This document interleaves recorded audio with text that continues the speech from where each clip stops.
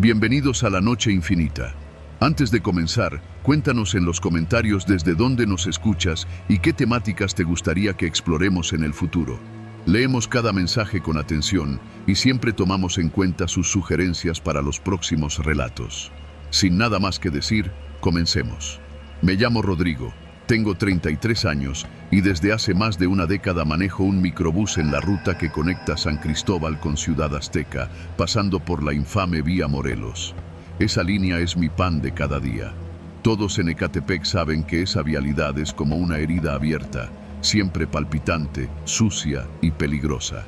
Pero es mi hogar, mi vida, o al menos lo era, hasta aquella noche. Ese día, todo parecía normal. Había empezado desde temprano, como siempre. El calor en el pavimento se levantaba como vapor de olla, y el tránsito era el mismo de siempre, lento, ruidoso y lleno de maldiciones. A las 9 de la noche ya estaba cansado, pero un último viaje me parecía razonable. Ganar algo extra para el tanque del día siguiente nunca está de más. A esa hora ya casi no sube nadie, puro rezagado o gente que viene del centro comercial o del metro. Fue justo en la parada de La Bandera donde se subieron. Eran tres, 2 hombres y una mujer. Los 2 tipos iban con chamarras negras. Uno de ellos traía una gorra bajada hasta las cejas. La mujer estaba demasiado arreglada para esa hora, con una blusa brillante y tacones altos. Subieron sin hablar mucho. El de la gorra me dio un billete de 500 y me pidió cambio, pero cuando metí la mano en la cajita, sentí la presión de algo metálico en mi costado. «No es necesario, chofer», me dijo el otro, con una voz tranquila pero firme. «Mejor apágale a la luz del pasillo y sigue manejando. Vamos a dar unas vueltas largas esta noche». Intenté responder, pero el frío del cañón en mi costado me congeló la lengua. Obedecí.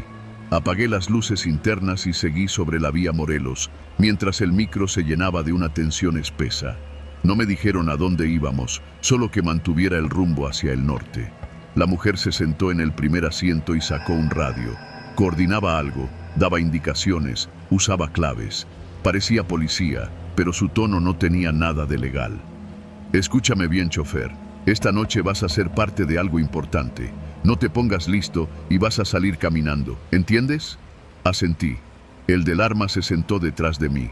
El de la gorra sacó un teléfono y comenzó a darme instrucciones. Íbamos a hacer una ruta distinta. Nos meteríamos por calles secundarias, colonias como Jardines de Morelos, Santa Clara, hasta llegar a un punto en Tulpetlac.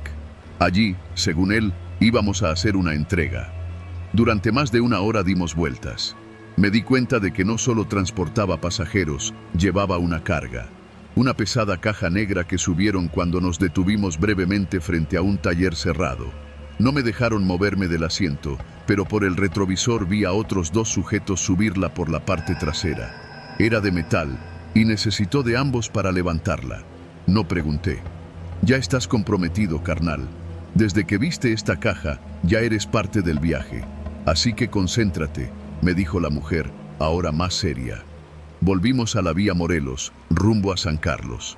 La avenida estaba más vacía que de costumbre. Me sudaban las manos sobre el volante. Cada semáforo era una tortura. Me sentía como si trajera dinamita y cualquier bache pudiera detonarla. A la altura del puente de fierro, el que conecta con la López Portillo, nos detuvimos por orden de la mujer. Bajó a hacer una llamada. En ese momento, uno de los tipos empezó a fumar junto a mí, dentro del micro. «¿Sabes qué llevas ahí atrás?», me preguntó de pronto. «No quiero saber», contesté sin pensarlo. «Bien, porque si supieras, tendríamos que dejarte tirado por allá, en el canal». Apretó los labios y me sonrió sin humor. Volvió a su asiento. El radio de la mujer sonó fuerte. Se cayó el punto. «Plan B, directo a Texalpa. No hay regreso». Eso fue todo lo que dijo. Subió de nuevo y me ordenó ir hacia el Cerro Gordo. Una ruta solitaria, oscura, plagada de curvas y calles sin pavimento. Ahí comenzó la verdadera pesadilla. Mientras avanzábamos por la zona de San Andrés de la Cañada, empezamos a ver retenes improvisados. No eran de la policía, eran de otros como ellos. Gente armada, con radios y rostros cubiertos. Parecían nerviosos, alterados. Cada que pasábamos uno de mis pasajeros abría la puerta trasera, mostraba algo desde la caja negra y nos dejaban pasar. Era como si llevaran la llave de algo más grande. Llegamos a un paraje solitario, con una bodega vieja al final de un camino de tierra. Allí bajaron la caja. Me obligaron a apagar el motor y esperar con las luces apagadas. Pasaron unos 20 minutos. El frío se metía por las rendijas del micro y el silencio era demasiado espeso para ser natural. Luego oí los gritos. No salí. No me moví.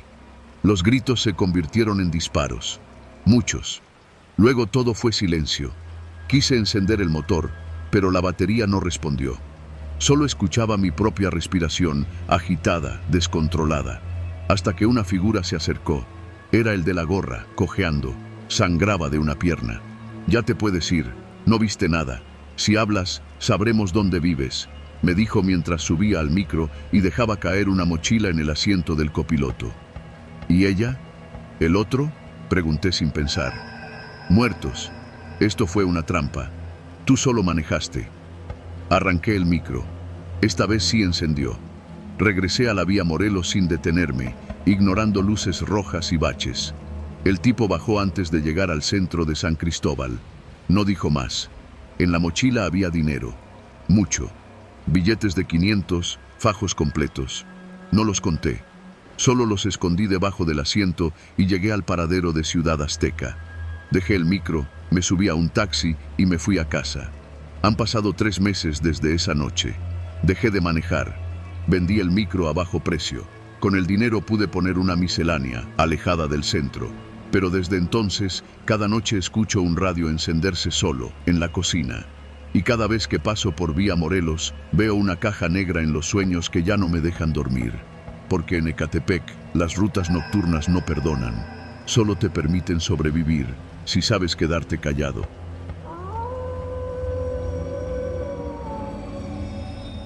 Soy Javier, conductor de plataforma desde hace 3 años. Empecé con Uber y luego me cambié a otras apps, pero lo que nunca cambiaba era el turno nocturno. En Tepic, manejar de noche tiene sus ventajas. Hay menos tráfico, los clientes suelen ser tranquilos y, cuando tienes suerte, las propinas son mejores. Pero también hay rutas que uno evita, zonas que por costumbre o por rumores preferimos ignorar. El Cerro de San Juan era una de ellas. Esa noche ya llevaba más de 5 viajes. Eran cerca de las 10:30 cuando me llegó la solicitud. Lo extraño fue el punto de partida, una gasolinera cerrada rumbo al libramiento carretero. Aún así, acepté. Al llegar, vi a 3 personas esperando junto a un auto viejo y oxidado. 2 hombres y una mujer, todos vestidos de negro, con mochilas pequeñas y sin hablar entre ellos.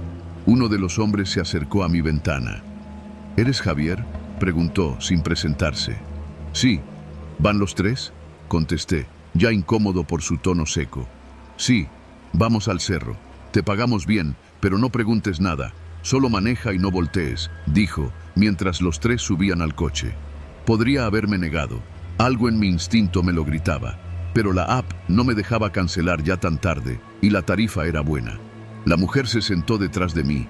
Podía oler su perfume, dulce, pesado, como de funeral. Iniciamos el ascenso por la carretera oscura hacia el Cerro de San Juan. No había faroles, solo la luz de mis faros recortando las curvas. Nadie hablaba. En algún punto, uno de ellos sacó su teléfono y empezó a grabar una nota de voz en voz baja. Decía coordenadas, números, tiempos.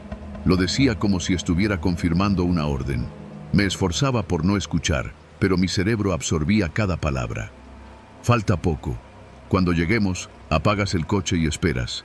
No preguntes, no mires, no escuches, me dijo el mismo hombre, sin levantar la voz.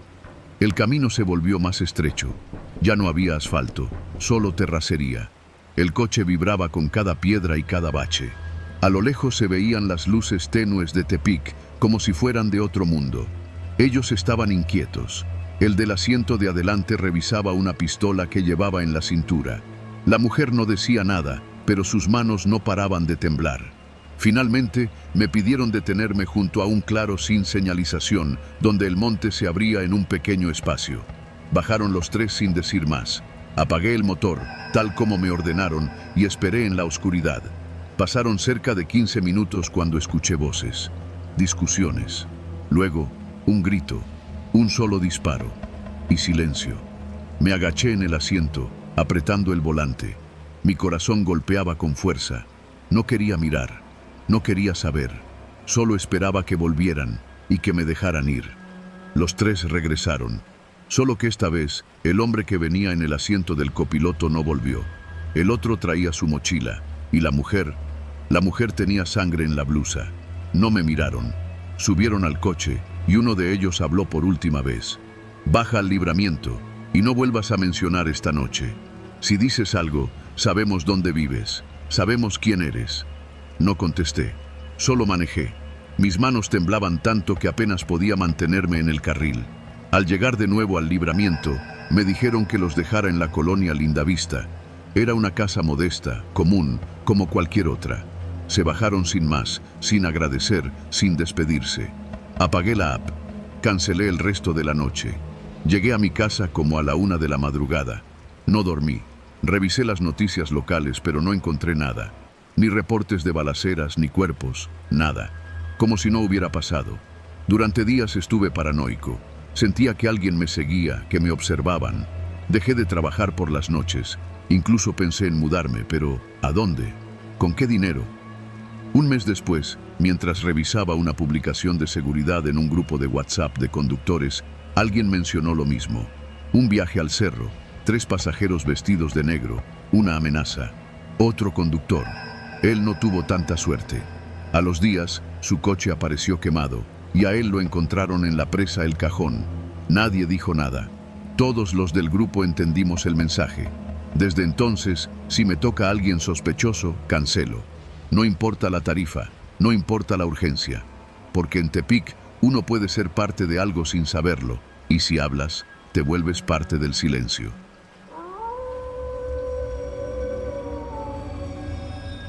Me llamo Martín y llevo casi 20 años manejando taxi en Veracruz. He visto de todo: turistas perdidos, viejitas paranoicas, parejas peleando, tipos vomitando en el asiento trasero y hasta policías que me piden que los lleve rápido pero sin levantar sospechas. Pero nunca imaginé que una noche cualquiera, una de esas donde el calor y la humedad se pegan a la piel como una maldición, me metería en algo que hasta hoy me cuesta procesar. Era un miércoles por la noche. Pasaban de las 11 y yo ya iba de regreso a mi casa, cruzando el malecón por la Miguel Alemán, cuando me cayó una carrera por la aplicación. Decía pareja, recogida en un hotelito discreto por el centro. Dudé en aceptarla porque ya estaba cansado, pero la tarifa marcaba el doble por la hora, así que me animé. Error. Llegué al lugar, un hotel de esos que apenas tienen un neón encendido con letras medio fundidas. Afuera me esperaban un hombre y una mujer. Él vestía camisa de mezclilla arremangada y pantalón oscuro, con cara de pocos amigos. Ella, de cabello recogido y vestido sencillo, cargaba una mochila deportiva. Se subieron sin saludar, apenas dijeron el destino. La colonia El Zapotal, pasando el Chedraui, rumbo a los terrenos. Me pareció raro. Esa zona no tiene muchas casas, es puro camino mal pavimentado, matorrales y lotes baldíos. ¿Algún familiar allá o qué?, pregunté casual, más por romper el hielo que por otra cosa. Tú solo maneja, carnal, dijo el tipo con tono seco. La mujer no dijo ni una palabra, solo se limitó a mirar por la ventana. Sentí una incomodidad inmediata. No era miedo, todavía no, pero sí una desconfianza que me hacía revisar el retrovisor más de lo normal. Había algo en la forma en que se miraban entre ellos. Ella parecía nerviosa, pero no del tipo, mi novio me está molestando. Era más bien como si supiera que estaban haciendo algo muy malo y no podía evitarlo. El trayecto se me hizo eterno. Pasamos por el Chedraui abandonado, donde antes ponían una feria en las fiestas de octubre. Luego nos metimos por una brecha polvorienta flanqueada por cañales. Las luces del taxi apenas iluminaban unos metros adelante y todo olía a tierra mojada, a monte.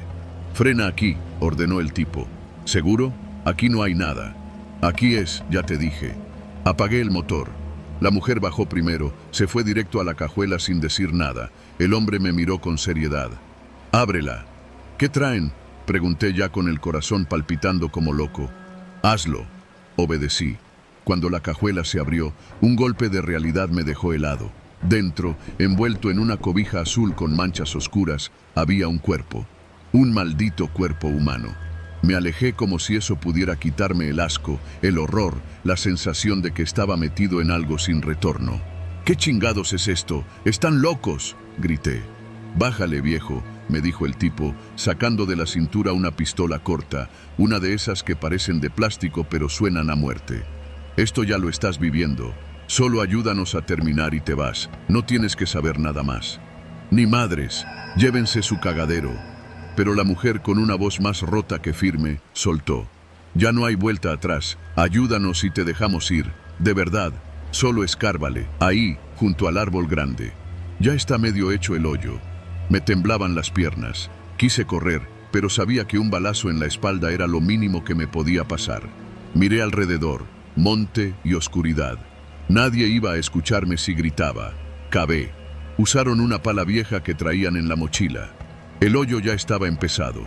No sé cuánto tiempo pasó, pero cuando terminé, entre los tres bajamos el bulto. Sentí como algo crujía adentro al moverlo. El olor era insoportable, a putrefacción y orines. No pregunté quién era, ni por qué lo habían hecho. Ni siquiera quise saber si estaba muerto o no. Solo quería salir de ahí. ¿Y ahora qué?, pregunté, con la voz hecha un hilo. «Ahora nada. Te vas y te olvidas de esto». El tipo me apuntó mientras la mujer sacaba de su mochila un fajo de billetes. «Aquí tienes 10,000 pesos. Nadie te va a buscar. Solo olvídate». Tomé el dinero. Me subí al coche con las manos temblorosas. Ellos no regresaron conmigo. Se quedaron ahí, tal vez esperando a alguien más. No lo sé. Solo sé que cuando arranqué, mi alma parecía haberse quedado tirada en ese camino, entre los cañales y la tierra revuelta. Conduje sin rumbo hasta que amaneció. Cuando regresé a mi casa, me encerré en el baño a vomitar. No podía ni mirar el retrovisor sin recordar la cobija azul. No volví a usar la aplicación durante una semana. Y cuando regresé, solo aceptaba carreras de día, con gente mayor, con señoras que cargan mandado o con papás llevando niños al kinder. A veces sueño con esa noche, no por el muerto, sino por la mirada de la mujer. Había algo en ella que no era culpa ni miedo. Era resignación, como si cargar un cadáver fuera más fácil que cargar su vida. Desde entonces, cuando alguien me dice que la zona de El Zapotal es tranquila, me da por reírme solo. Porque yo sé lo que esconden sus caminos, sus árboles, su silencio espeso, y juro que si vuelvo a ver una mochila deportiva en la cajuela, dejo el taxi para siempre.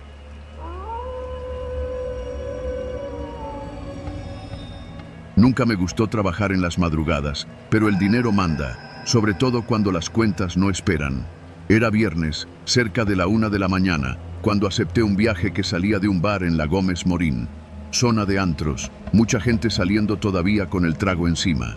El destino era rumbo a Anapra, pegado al bordo, justo donde las luces de la ciudad empiezan a escasear y el desierto reclama su territorio.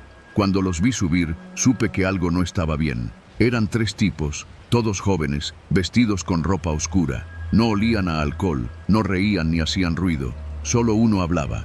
Se sentó adelante conmigo, los otros 2 atrás. El de adelante me saludó con un «¿Qué onda, jefe?», casi como si ya me conociera.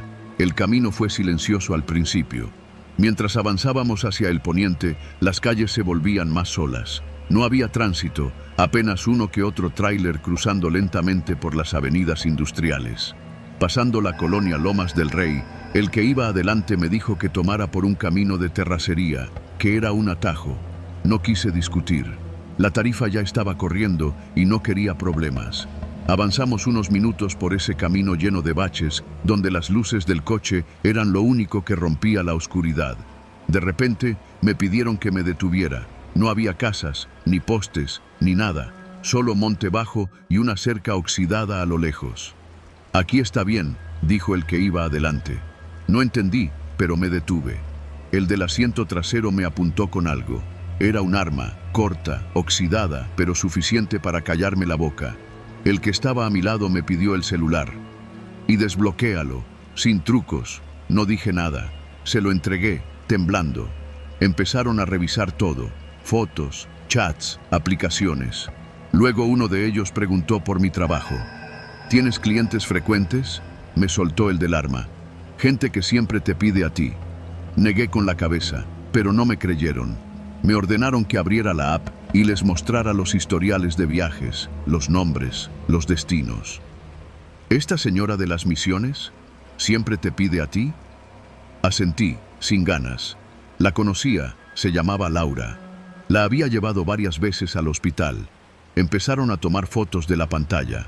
Luego siguieron con otros nombres. Me preguntaron quiénes vivían solos, quiénes viajaban de noche, quiénes me pagaban en efectivo. Ahí entendí, no era solo un robo, era un trabajo. Estaban recolectando información, clientes vulnerables, almas fáciles de extorsionar. Me bajaron del coche, me tiraron al suelo con una patada en las costillas. El que parecía el jefe se arrodilló frente a mí. Te vamos a dejar ir, carnal, pero tú no viste nada. No vas a reportar esto, no vas a hablar. Si haces algo, vamos a saberlo. Tenemos tu número, tu cara, tu dirección. ¿Sí me entiendes? No podía ni responder, solo asentí. Me subieron de nuevo al auto, pero uno de ellos se quedó. Lo vi alejarse caminando hacia la nada, perdiéndose entre los arbustos del desierto. El que conducía era el mismo que me había apuntado. Me dijo que no intentara nada estúpido, que iban a dejarme en un lugar donde pudiera regresar caminando. Me soltaron a las afueras de una maquiladora abandonada, cerca del kilómetro 27. Dejaron el coche encendido y se fueron. Tardé varios minutos en recuperar el control. Revisé el interior del coche. No se llevaron nada más, solo el teléfono y mi paz. Caminé hasta llegar a una gasolinera donde pedí prestado un teléfono. Llamé a un amigo taxista. Me recogió sin hacer preguntas. Esa misma noche cancelé todas mis cuentas. Me di de baja de las plataformas. No fui a la policía. Sabía que no serviría de nada. No había placas, no había rostros, no había pruebas. Y, más que nada, tenía miedo. 2 semanas después, vi en las noticias que una mujer había sido secuestrada saliendo de su casa en la misma colonia que uno de mis clientes frecuentes. No pude evitar pensar que quizás habían usado mi información. Desde entonces, no conduzco. Conseguí trabajo en un taller mecánico. Gano menos, pero duermo un poco más tranquilo. A veces, me despierto en la madrugada, con el sonido de los baches en la terracería resonando en mi memoria. Y pienso en los rostros de mis antiguos pasajeros, en sus nombres, en sus rutas. Y me pregunto cuántos de ellos habrán recibido una llamada. ¿Cuántos habrán abierto la puerta a una voz que conocía su rutina mejor que ellos mismos?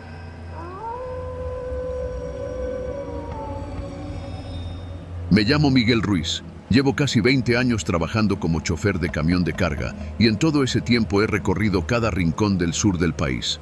Desde los caminos deslavados que cruzan las montañas de Oaxaca hasta los tramos rectos y calurosos que se extienden por Chiapas. Pero nada, absolutamente nada, me preparó para lo que viví en Tuxtla Gutiérrez hace un par de años. Eran cerca de las 10 de la noche cuando salí del almacén central que nuestra empresa tiene en el Libramiento Norte. Llevaba una carga de electrodomésticos con destino a Comitán. El viaje no debía tomar más de 3 horas si todo salía bien. Me gustaba ese horario porque el tráfico era mínimo y el calor del día ya no pegaba con tanta fuerza. Apenas salí del patio, recibí la primera llamada. Miguel, ya pasaste el crucero del Soriana. No reconocí la voz. Era masculina, ronca, sin emoción. Miré mi celular, número desconocido. Me quedé en silencio unos segundos, pero la llamada se cortó sin más. Pensé que era algún chiste pesado de los del taller. Ellos sabían bien por dónde empezaba la ruta, así que tal vez era su forma de bromear. Guardé el teléfono y seguí manejando. 30 minutos después, justo cuando cruzaba por el entronque hacia Chiapa de Corzo, volvió a sonar. Vas bien. En 10 minutos vas a pasar la gasolinera abandonada. No te detengas. Esta vez se me erizó la piel. No solo sabían mi ruta, sabían exactamente dónde estaba. Miré los espejos, las luces traseras. Nada. Solo carretera vacía y sombras proyectadas por los faros del camión. Marqué de inmediato a mi supervisor, Joaquín. No contestó. Luego intenté con uno de los chicos de logística y tampoco. Empecé a sentir esa presión en el pecho que uno conoce bien cuando algo no cuadra, pero seguí manejando. La tercera llamada llegó cuando pasaba por el tramo conocido como el Vado del Matadero, un paso estrecho donde la carretera se angosta y apenas cabe un vehículo a la vez. ¿Te acuerdas de Saúl?, dijo la voz. También pensó que podía confiar en la empresa. Lo recogieron en este mismo punto. Me sudaban las manos. Saúl era un chofer de la empresa que había desaparecido hacía un año. Dijeron que fue un secuestro express. Nunca apareció ni él ni el camión. Frené en seco. Encendí las intermitentes, bajé del asiento y alumbré con mi lámpara alrededor del camión. Nada. El aire olía a pasto húmedo y a tierra caliente. El silencio era absoluto, ni un grillo, solo el rumor lejano de un motor que tal vez era el mío, vibrando todavía. Volví a subir y aceleré. No tenía idea de qué estaba pasando, pero lo único que quería era terminar la entrega y volver. A la altura de Ocoso Coautla, la voz llamó de nuevo. A la próxima curva hay un retén falso. No te detengas. Te van a marcar el alto, pero no lo hagas. Sigue derecho. El tono no era una amenaza. Sonaba como alguien dándome una advertencia urgente, como si estuviera de mi lado. El problema era que yo ya no sabía qué carajos estaba pasando. Y sí, justo como dijo, 1 kilómetro más adelante vi las luces de lo que parecía un operativo. 3 personas con chalecos y conos naranjas bloqueaban el carril. Uno me apuntó con una linterna. Recordé lo que dijo la voz. Contra todo mi instinto, no frené. Pasé despacio, sin mirar de frente, con el corazón golpeando en las sienes. Nadie me siguió. Después de eso, las llamadas se detuvieron por un rato. Pensé en regresarme. Pensé en ir directamente a la policía. Pero algo me decía que si lo hacía, no viviría para contarlo. En Comitán me esperaban. Eso lo tenía claro desde el principio. Solo no sabía quiénes. Fue al entrar a la zona montañosa, pasando por el Jobo, donde todo se esclareció. Recibí un mensaje de texto. Revisa la caja. Tienes algo que no pediste transportar. Paré en el acotamiento. Bajé con la linterna y al abrir la caja del camión, lo vi. Entre las cajas de lavadoras y refrigeradores había un paquete extraño, envuelto en bolsas negras y amarrado con cinta industrial. No estaba en la bitácora de carga. Dudé en abrirlo, pero algo me decía que no podía ignorarlo. Rasgué una esquina y vi lo suficiente. Armas, varias, ráfagas de metal frío, empuñaduras. No era un cargamento cualquiera, me estaban usando. Volví a subir al camión. Sentí que el mundo me daba vueltas. Me traicionaron. Y entonces sonó el celular una vez más. No estás solo, Miguel. Yo también trabajé ahí. A mí también me hicieron lo mismo. Si sigues hasta Comitán, no vas a regresar. Tienes que desviarte en el cruce a Venustiano Carranza. Alguien te espera ahí. Me temblaban las manos. Pero esa voz tenía algo, como si supiera el miedo que yo sentía, como si de verdad quisiera ayudarme. Lo hice. Me desvié sin decirle a nadie y después de 40 minutos llegué a una pequeña bodega entre cañaverales. Un hombre me esperaba, encapuchado. Me dijo su nombre, Carlos, y que había sido chofer como yo, que también lo traicionaron, que esa empresa tenía acuerdos con un grupo armado que usaba ciertos camiones para mover mercancía ilegal. Él había sobrevivido y ahora ayudaba a otros a salir. Lo ayudé a descargar el paquete. Lo quemamos ahí mismo, junto con una copia de los registros de carga. Carlos me dio un sobre con dinero. No vuelvas a trabajar para ellos. Cambia de nombre si puedes. Olvida todo esto. Volví a Tuxtla al amanecer, sin carga. Dejé el camión en el mismo patio de donde salí. Nadie preguntó por el retraso. Nadie notó nada. Esa tarde, renuncié. No volví a conducir jamás. Todavía me cuesta dormir, pero estoy vivo. Y en esta línea de trabajo, eso ya es ganancia.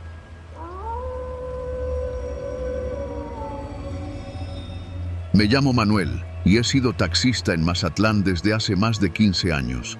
La ciudad ha cambiado mucho desde que empecé. Los hoteles crecieron por todos lados, las calles del centro se modernizaron, pero lo que nunca cambia es el tipo de gente que uno sube al coche. Borrachos, turistas perdidos, parejas peleando. Ya me tocó ver de todo. Pero lo que me pasó hace unos meses no se lo deseo ni a mi peor enemigo.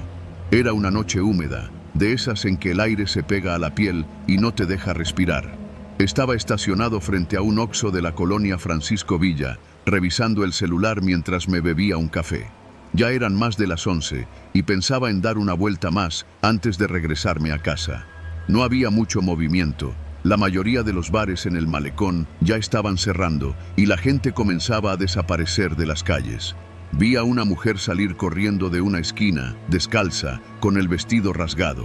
Venía jadeando como si hubiera corrido desde la playa hasta el centro.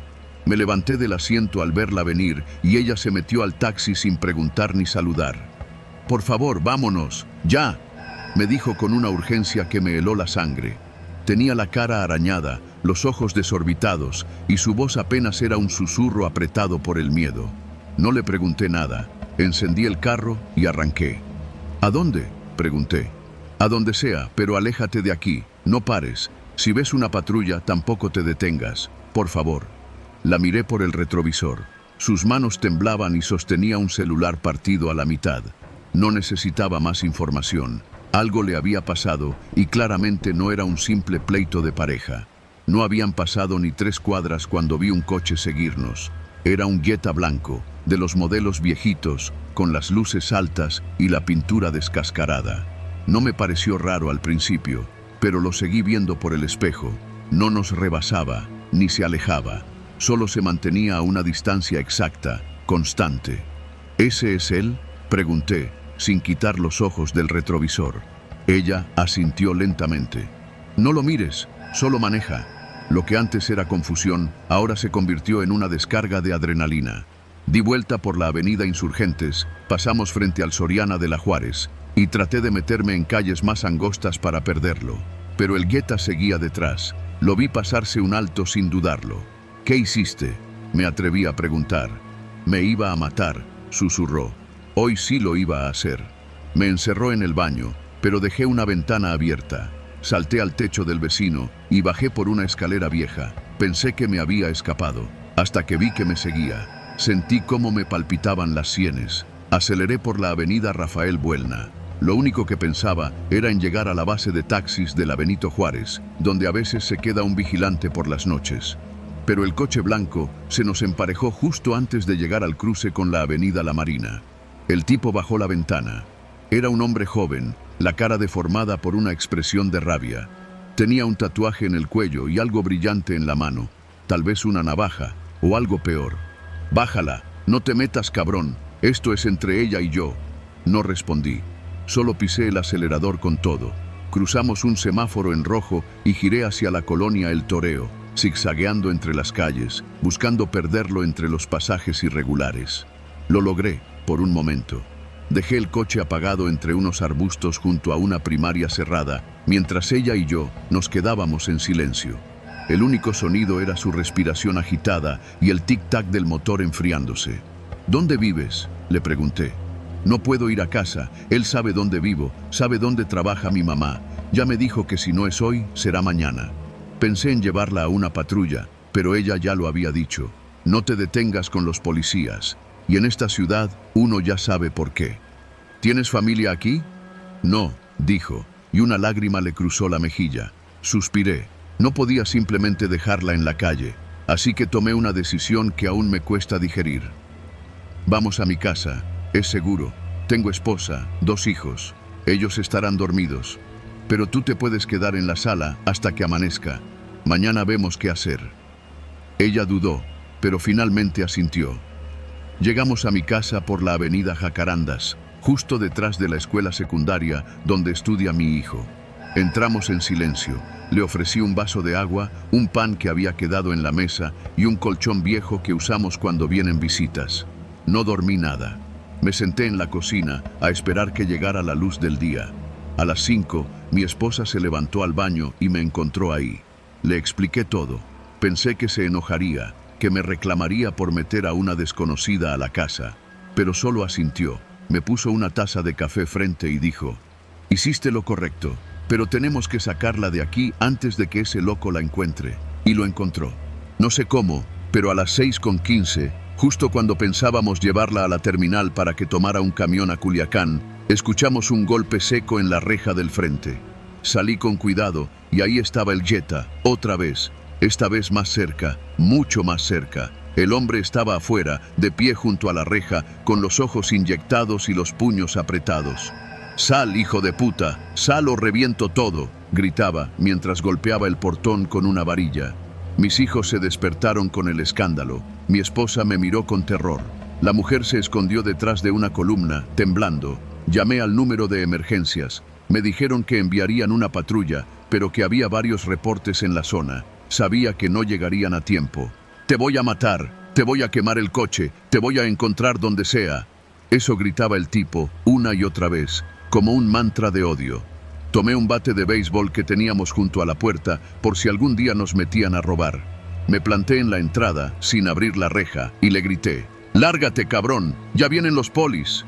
No sé si me creyó o si fue el sonido de una alarma en la casa del vecino lo que lo espantó, pero se subió al coche y se fue, rechinando llantas. La policía llegó 20 minutos después. Tomaron mi declaración, la de la muchacha, y nos dijeron lo que ya sabíamos, que no podían hacer mucho si ella no lo denunciaba formalmente. Lo hizo, temblando, pero lo hizo. Pasaron 3 días. La mujer fue enviada a un refugio temporal. Yo no supe más de ella, pero la amenaza no terminó ahí. A la semana siguiente, alguien le prendió fuego a mi taxi. Lo dejaron en la esquina de la calle, a plena luz del día. El motor ardió hasta que no quedó nada más que chatarra. Nadie vio nada, nadie dijo nada. Conseguí otro coche, gracias a un préstamo de un amigo, pero ya no trabajo de noche, ni recojo desconocidos. Y cada vez que mis hijos quieren salir después de las 8, les digo que no, que esta ciudad es hermosa, sí, pero también tiene rincones que pueden tragarte vivo, y todo por tratar de hacer lo correcto.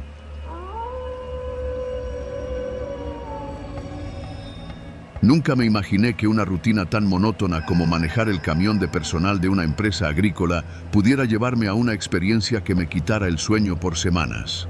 Me llamo Héctor, tengo 42 años y llevo más de una década trabajando como chofer de transporte para jornaleros y obreros en Irapuato. Mi ruta siempre ha sido la misma. Salgo desde las naves industriales en la zona de El Copalillo y recorro varias colonias hasta dejar al último trabajador en su casa, ya casi de madrugada. Aquella noche era como cualquier otra. Era miércoles, lo recuerdo bien porque los miércoles toca pagar doble turno a los que hacen horas extra, así que siempre hay más movimiento. El clima estaba fresco, típico de finales de enero. Había lloviznado en la tarde y el pavimento estaba resbaloso. Tenía 19 personas a bordo al salir de la empresa. Casi todos iban dormidos o escuchando música con los audífonos puestos.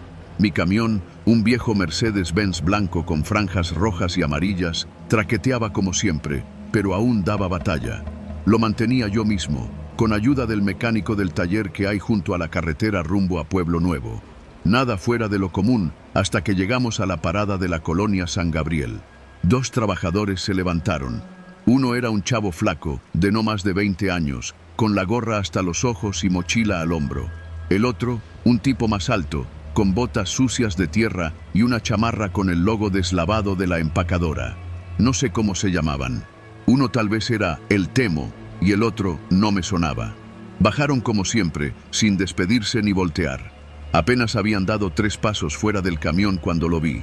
De una de las calles laterales, una privada sin nombre, que desemboca justo frente a la tiendita de abarrotes La Guadalupana, salió una camioneta negra sin placas. Se detuvo en seco. De ella bajaron 3 hombres con pasamontañas y armas largas. Todo pasó en segundos. Uno de los tipos gritó algo que no entendí y los 2 trabajadores se quedaron congelados. Antes de que pudieran correr, ya los tenían sometidos contra la pared. Los cachearon y en lo que uno los apuntaba, los otros 2 los subieron a empujones a la parte trasera de la camioneta. Cerraron las puertas de golpe, se subieron y arrancaron con las luces apagadas. Yo no podía creer lo que acababa de ver. Mi pie seguía en el freno, las manos en el volante, temblando. Nadie en el camión dijo nada. Tal vez estaban dormidos o tal vez, como yo, no sabían cómo reaccionar. Esperé unos segundos, esperando, no sé, que alguien dijera algo, que volvieran por los demás. Pero no. La calle quedó en silencio, solo el parpadeo intermitente del foco de la tienda y el rechinar de una reja que se movía con el viento. Arranqué. No sé si por miedo o por impulso, pero no podía quedarme ahí. Tenía que terminar mi ruta. 10 minutos después, mientras dejaba a los demás en las eras, recibí una llamada. Era número desconocido. No contesté. Volvió a sonar casi de inmediato. Lo tomé esta vez. «Héctor, ¿verdad?», dijo una voz ronca, sin identificar. «No viste nada, no escuchaste nada. Tú manejas y callas, como siempre. Si hablas, ya sabes qué puede pasar». No supe qué responder. Me quedé mudo. La llamada se cortó sola. Esa noche no dormí. Me pasé las horas sentado en la cocina de mi casa, con las luces apagadas, fumando como en mis peores épocas. No podía sacarme de la cabeza la mirada del muchacho de la gorra antes de que lo empujaran. No gritó, solo me miró. No sé si buscando ayuda o aceptando su suerte. Al día siguiente no fui a trabajar, ni el siguiente. Le dije al supervisor que el camión necesitaba servicio y que yo andaba con gripa. Era mentira, claro, pero necesitaba tiempo para pensar. A los 3 días me citaron en una oficina improvisada detrás del taller. Allí me esperaba un tipo que no conocía, bien vestido, con una sonrisa tensa. ¿Todo bien con tu ruta?, me preguntó, mientras me ofrecía un café que no toqué. Te preguntamos porque, bueno, a veces los choferes ven cosas que no deberían ver. Lo miré sin contestar. Él se inclinó un poco. Mira, Héctor, tú llevas años aquí, eres confiable. Solo asegúrate de seguir así. Si te preguntan algo de esa noche, tú solo di que no viste nada, que no había nadie. ¿Estamos? Asentí. No tenía elección. Volví a trabajar a la semana siguiente. Nadie mencionó nada. En el camión, los que se sentaban atrás hablaban menos. A veces notaba que me miraban por el espejo retrovisor como queriendo preguntarme algo, pero nunca lo hacían. Como si todos supieran, pero nadie se atreviera. Empecé a cambiar mis hábitos. Ya no hacía paradas si no eran en zonas bien iluminadas. Cambié la ruta, usando calles más transitadas, aunque fuera más lento. Y sobre todo, nunca volví a mirar a los ojos a los que bajaban del camión. Ni uno solo. A los 15 días, escuché que el muchacho flaco había aparecido, o al menos eso dijeron. Su cuerpo fue encontrado en una acequia detrás del panteón municipal. Nadie lo reclamó. Del otro tipo no se supo más. Nunca hablé con nadie, ni con la empresa, ni con la policía. La amenaza estaba clara, pero desde entonces, cada vez que paso por San Gabriel, bajo la velocidad. Miro esa esquina donde está la tiendita La Guadalupana, y me imagino la camioneta negra saliendo otra vez de la privada. Pienso en que tal vez ese día me tocaba a mí, que si me hubieran visto mirándolos, tal vez sería yo el que nunca regresó a casa. No puedo olvidar, no hay noche en que no piense en esa mirada del chavo con gorra, y en lo que habría pasado si yo hubiera hecho algo. Pero uno aprende que en lugares como este, lo más seguro es seguir manejando y callar.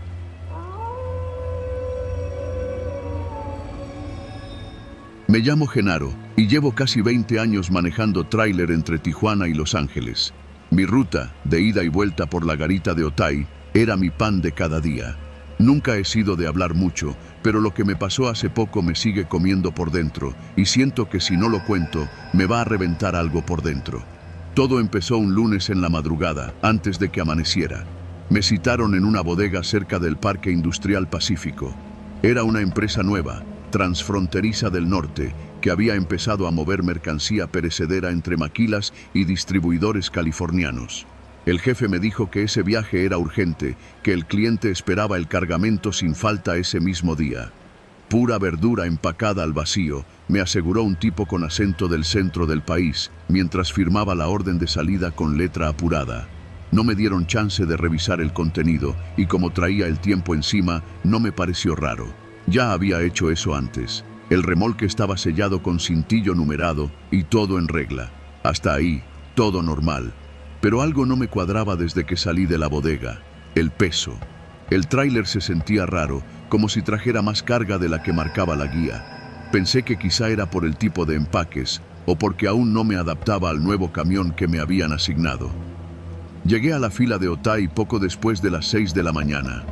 La cola para cruzar ya empezaba a alargarse. Mientras esperaba mi turno, bajé del camión a estirar las piernas. Fue ahí donde lo vi. Una mancha oscura bajo el remolque, casi imperceptible. Me agaché para mirar bien. Era una especie de compartimento improvisado, con placas metálicas soldadas de forma burda. Pegué la oreja y escuché un leve zumbido, como si algo vibrara adentro. Me levanté, el corazón acelerado. Volví a subir a la cabina, tratando de disimular el sudor en la frente. No puede ser, me repetía. Saqué el celular y revisé los mensajes del cliente. Todo parecía normal, pero el remitente era un número de Ciudad de México. Algo no cuadraba. A esa hora, el tráfico en la línea avanzaba lento, pero constante. Tenía menos de una hora para tomar una decisión antes de que los oficiales revisaran el tráiler. Podía seguir derecho y cruzar, haciéndome el tonto. Podía llamar a la aduana y entregarme, arriesgándome a que me metieran en broncas aunque no supiera nada. O podía dar la vuelta y enfrentar al tipo que me contrató. Llamé a mi esposa. Le dije que la amaba, sin decirle más. Me temblaban las manos. Decidí que no iba a cruzar, no con esa madre pegada al camión. Di reversa disimuladamente, saliéndome de la fila como si tuviera una falla mecánica. Nadie me detuvo. Conduje directo al mismo parque industrial de donde había salido. Entré a la bodega sin avisar. Ya no había nadie, todo vacío, las oficinas cerradas, como si nunca hubiera habido movimiento. Di vueltas por la zona preguntando por la empresa, pero nadie la conocía. Aquí rentan muchas bodegas por semana, jefe. Algunas ni duran 3 días, me dijo un velador.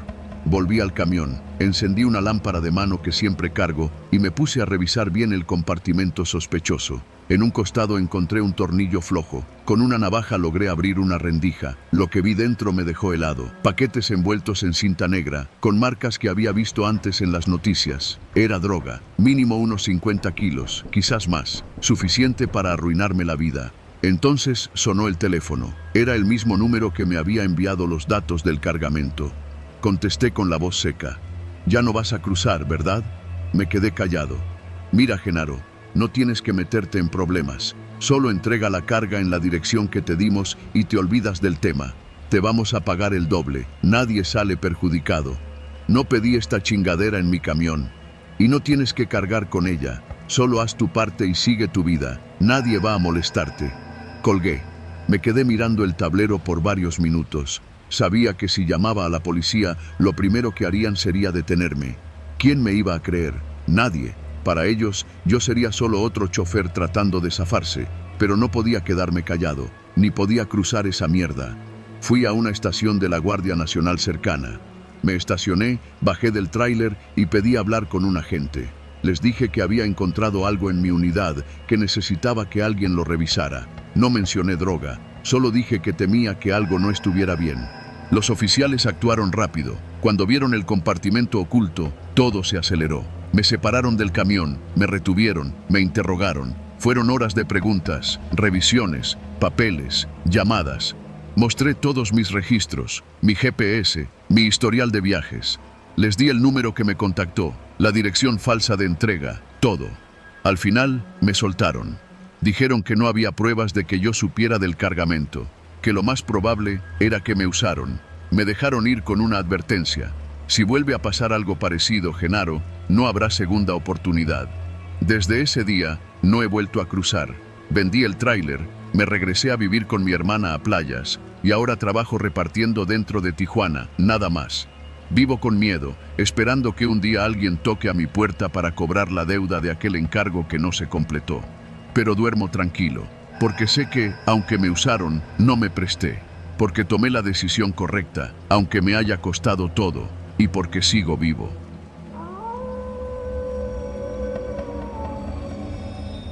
Soy Mario. Llevo más de 20 años manejando taxi en Acapulco. He visto de todo en esta ciudad. Turistas borrachos, parejas peleando, hasta una señora que dio a luz en el asiento trasero. Pero nada, absolutamente nada, me había preparado para lo que viví aquella noche. No era viernes ni sábado, solo un martes cualquiera, de esos donde los bares de la costera cierran temprano y el malecón se llena de silencio y sal. Eran como las 3 de la mañana. Estaba por dar la última vuelta antes de regresar a casa.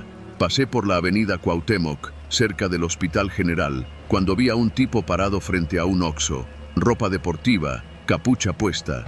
Alzó la mano y me hice a un lado. Subió sin decir palabra y me dijo una dirección que me sonó conocida. Una calle en la colonia Progreso, medio escondida entre subidas y callejones sin salida.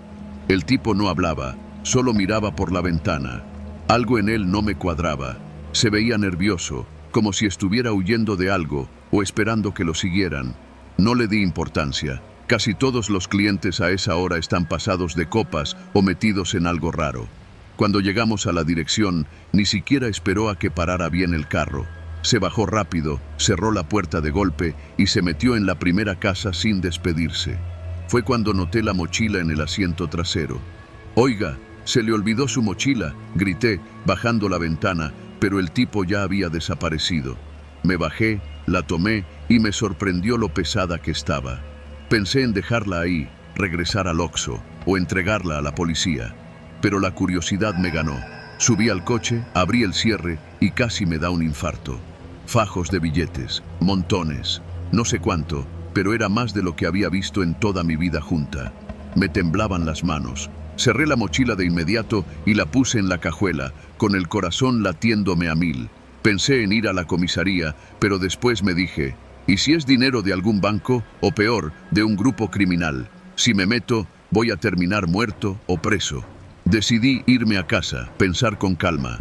Guardaría la mochila y al día siguiente vería qué hacer.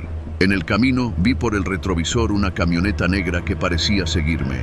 Doblé en calles distintas para despistarla, pero ahí seguía. Cuando llegué a mi colonia, la camioneta pasó de largo, pero mi paranoia ya estaba despierta.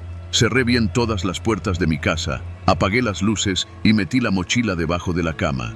No dormí nada. Cada ruido afuera me hacía brincar. A las 7, fui por un café al puesto de Doña Chayo. Estaba por irme cuando vi la misma camioneta negra pasar despacio frente a mi casa. Eran 3 tipos adentro. Uno de ellos, el del Oxxo. Me vieron directo. No había duda, me estaban buscando. No regresé a casa. Me subí al taxi y fui a ver a Rubén, un amigo de la secundaria que ahora trabaja en el ayuntamiento. Le conté todo. Me miró como si estuviera loco.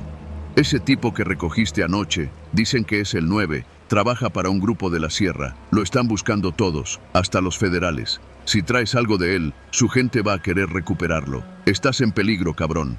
Me aconsejó deshacerme de la mochila, pero ¿cómo? ¿Dónde? Si la tiro, me pueden estar vigilando. Si la entrego, me meto en un lío peor.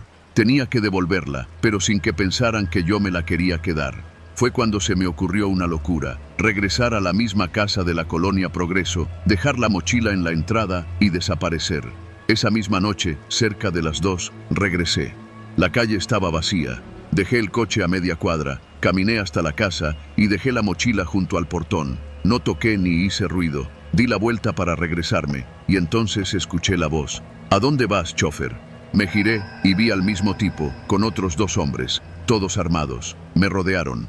¿Creíste que podías quedarte con nuestro dinero? ¿Eh? No, se la olvidó usted. Yo solo... Me pegaron con la culata de una pistola en la costilla. Me doblé de dolor. Uno me apuntó a la cabeza. ¿Quién más lo ha visto? ¿A quién se lo contaste? A nadie, se los juro. Mentí, pensando en Rubén.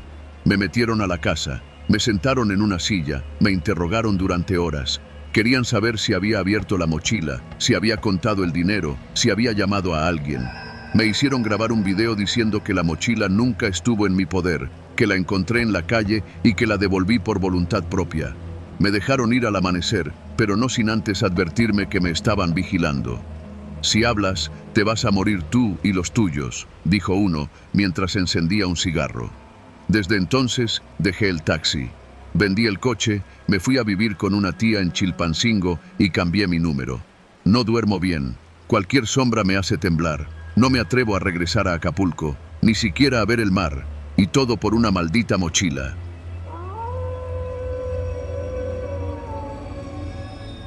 Mi nombre es Jorge y llevo más de 15 años manejando un camión de mudanzas en Culiacán. No es el trabajo más glamoroso, pero paga las cuentas y me permite estar cerca de mi familia. En este negocio te topas con todo tipo de gente. Parejas que se separan, familias que se mudan sin avisar, narcos que no quieren preguntas. Uno aprende rápido a no mirar más de la cuenta. Una tarde, justo después de regresar de una entrega en la colonia Las Quintas, recibí una llamada de un número desconocido. Contesté con desconfianza, pero la voz del otro lado era cortés, casi educada además. Buenas tardes, ¿el señor Jorge? Nos recomendaron su servicio de mudanzas. Es una entrega pequeña, muebles sencillos. El pago es en efectivo y generoso. ¿Puede esta misma noche? Acepté sin preguntar mucho. Dinero rápido, sin papeleo. Me dieron la dirección, una casa deshabitada al final de la colonia Guadalupe, rumbo a El Ranchito, entre terrenos baldíos, casi al límite con las parcelas. Me citaron a las 10 en punto. Eso me pareció raro, pero no era la primera vez que me pedían algo así a deshoras. Supuse que era alguien queriendo hacer una mudanza sin levantar sospechas, tal vez por problemas legales o familiares. No era mi problema. Cargué unas cobijas para proteger los muebles, mi lámpara de cabeza y un termo con café. El clima estaba bochornoso y el aire se sentía espeso, como si la ciudad entera estuviera conteniendo el aliento. Al llegar, noté que la casa estaba sola, sin focos prendidos, con un portón metálico oxidado y un jardín lleno de maleza. Una de esas casas que alguna vez fue bonita, pero que ahora parecía olvidada. Me bajé, toqué el claxon como me habían dicho. A los pocos segundos, un hombre delgado salió de la oscuridad. No prendió ninguna luz, solo abrió el portón con una mano enguantada y me hizo una seña para que entrara. «Buenas noches», dije, intentando romper el hielo. «Todo está listo, solo es cargar y llevar. Siga, por favor». No entré solo por valiente. Lo hice porque el tipo no parecía armado ni agresivo, más bien nervioso. Llevaba una gorra y lentes oscuros aunque era de noche. Me pareció que su acento no era de aquí. La casa por dentro estaba vacía, salvo por unos pocos muebles, un sofá polvoso, un ropero viejo, una mesa pequeña y un par de cajas selladas con cinta canela. Nada especial. Le pregunté a dónde debía llevar todo eso. «A una bodega en la colonia Díaz Ordaz. La dirección viene aquí», me dijo, entregándome un papel doblado. Asentí y empecé a cargar. No me tardé mucho. Cuando terminé, el hombre me entregó un fajo de billetes. Era más de lo que valía el servicio. Aquí hay algo raro, pensé, pero otra vez, no era la primera vez que alguien pagaba de más para no dejar rastros.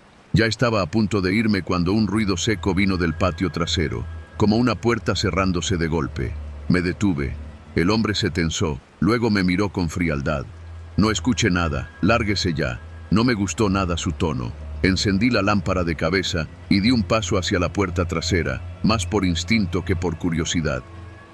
«Le dije que se largue», repitió, y ahora sí vi el brillo de un arma en su cintura. Levanté las manos. «Está bien, compa, ya me voy». Subí al camión, prendí el motor y salí de ahí sin hacer ruido. Pero la sensación en el estómago no me dejaba en paz.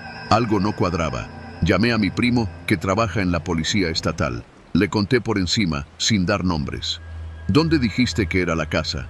«Callejón de los Girasoles, casi esquina con la carretera vieja». «Aguanta, no te muevas, no vayas a esa bodega». Su voz cambió por completo. Me pidió que me estacionara en la gasolinera cercana. 20 minutos después llegaron él y otros 2 agentes. Me dijeron que esa dirección, la de la bodega, había sido usada en redadas falsas. Operaciones donde narcos eliminaban a sus enemigos haciéndolos pasar por capturas o enfrentamientos. Yo estaba siendo usado como cebo. «¿Qué hubiera pasado si llegabas allá?», me dijo uno de los agentes. «Te bajan del camión, te encañonan y te dejan ahí, muerto, para que parezca que eras parte de una entrega fallida». La sangre se me fue al piso. Me temblaban las piernas. El fajo de billetes seguía en mi guantera. No supe si era prueba o condena. Me pidieron que los acompañara de regreso a la casa, pero cuando llegamos ya no había nadie. Solo los muebles viejos tirados en el patio, ni rastro del tipo que me contrató. Uno de los vecinos dijo haber visto luces esa noche, pero no pudo describir a nadie. Me ofrecieron protección por unos días. Rechacé. Prefería desaparecer por mi cuenta. Dejé el camión en casa de un amigo y me fui con mi familia al rancho de mis suegros en Navolato. Durante semanas tuve miedo de contestar el teléfono, de salir solo, de manejar de noche. Esa casa quedó en ruinas poco tiempo después. Alguien incendió el lugar, nadie supo quién. Pero cada vez que paso por esa zona, veo el terreno baldío donde estuvo. Y recuerdo la sensación de haber estado a segundos de morir, por decir que sí a un trabajo demasiado fácil. Desde entonces, no tomo servicios después del atardecer. Y si alguien me dice que es una entrega sencilla, sin preguntas, cuelgo sin responder. Porque en esta ciudad, lo que parece fácil, casi siempre es una trampa.